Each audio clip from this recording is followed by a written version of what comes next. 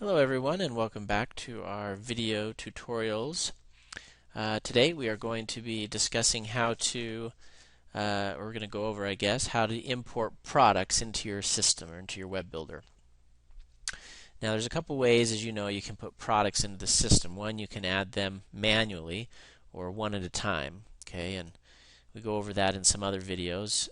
So if you need to or you want to add your products just onesie twosie, that's no problem. In fact, it's a great way to do it. And just use this add product button here and then follow the steps, and if you need help, check those other videos. The second way is by doing it through an import. Now there's a lot of different ways that you can get your products into, say, a spreadsheet or into a format there where they can be imported. But a lot of times what happens is you're working with a supplier or a vendor that has that in that format for you, and so it makes it really nice and easy for you to get your products imported a lot faster than just doing it onesie twosie. Now I clicked on my products from the dashboard here, okay, and of course if you want to import, that's where you're going to go as well. So you'll click my products and then import products here on the left hand side. And what we're going to do is kind of go over how you do this. The first thing you need to do when you get that spreadsheet of products from either your supplier or if you make it yourself, wherever it comes from, the first thing you're going to need to do is make sure it's formatted properly. Okay, now in our system we offer these three standard formats: comma, tab, and pipe, and I'll show you what those mean in a second, and also an other option where you could specify how the fields in your spreadsheet are separated. Okay, so I've got this sample spreadsheet here. I'm going to pull up, and let me scoot this into the window so it's more centered here for you. Alright, so in this spreadsheet I just came up with a quick spreadsheet here for us to use as a test. We've got a header row here, we call it, that tells us what data is in what column. So we've got a SKU column, a name, a description, and so on, all the way over to pricing, to attributes, all sorts of stuff. Okay, so what we want to do right now is save this file. Right now it's saved as a CSV. Okay, now sometimes what you're going to do is you're going to get a file and it's going to be a .xls. So something like this, where it says .xls at the end or .xlsx. Okay, and in order to get it into the format to import, all you need to do is simply click Save As, and then in here change the format from XLS or XLSX to either comma separated, which is right here, or comma delimited they call it. Text or tab delimited right here is fine.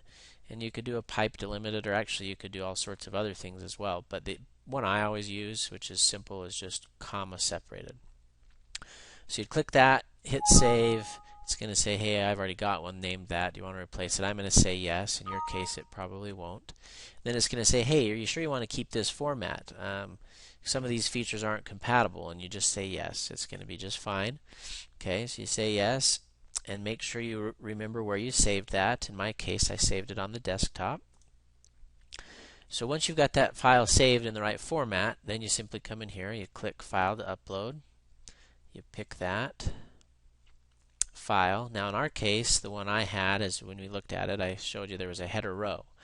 If your file has a header row, make sure you check this box. If it doesn't show you, what is in which column, what data is in what column, like mine did, that's fine. It's no problem. You can just uncheck that.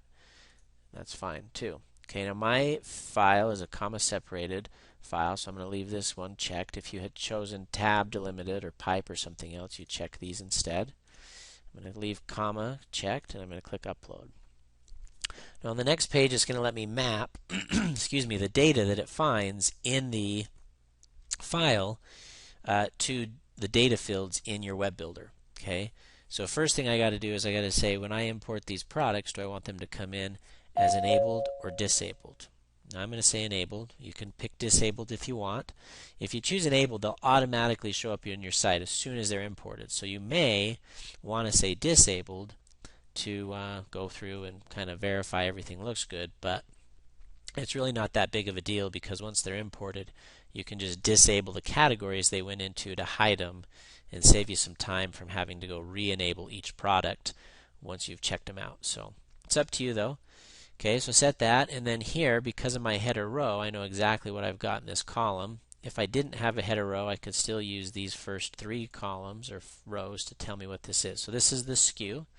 So I'm going to simply use that drop down to assign it to the SKU. And I'm going to keep going through each drop down. What does that say it was? This is the description. This is my keywords. And you may not have all of these, and if you don't, it's fine.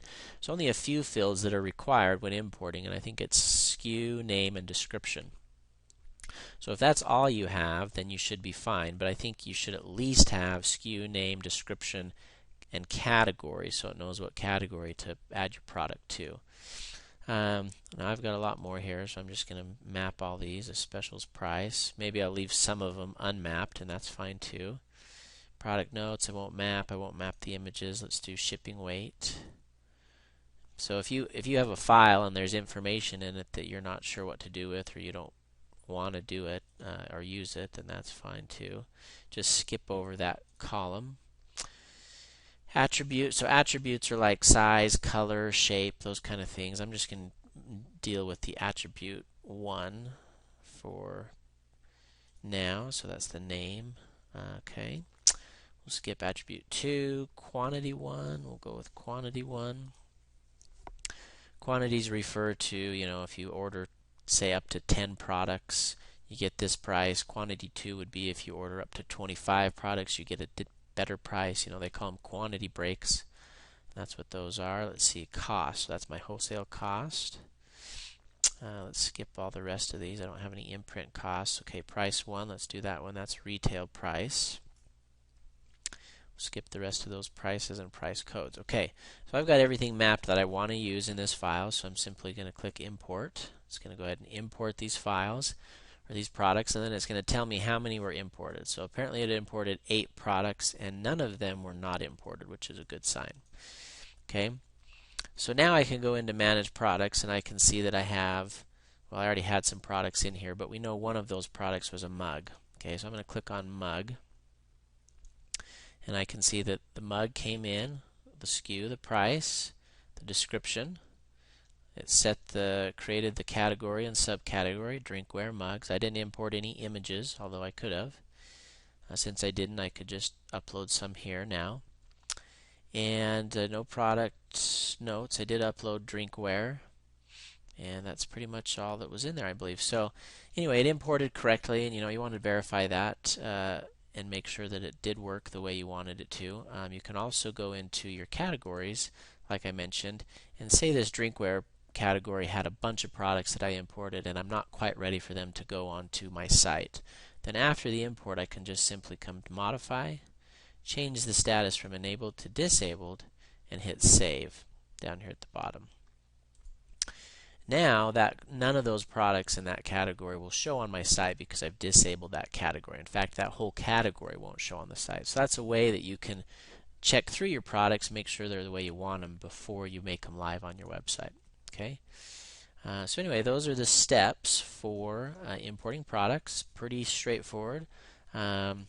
Just kind of follow the directions there, follow the steps one at a time, and you should be able to get them imported without any problems. But of course, as with all other videos I do here, I recommend if you have more questions or need additional help, make sure you use the Ask a Question button or section under the Support tab, or as always, you can email your customer support rep directly for additional help.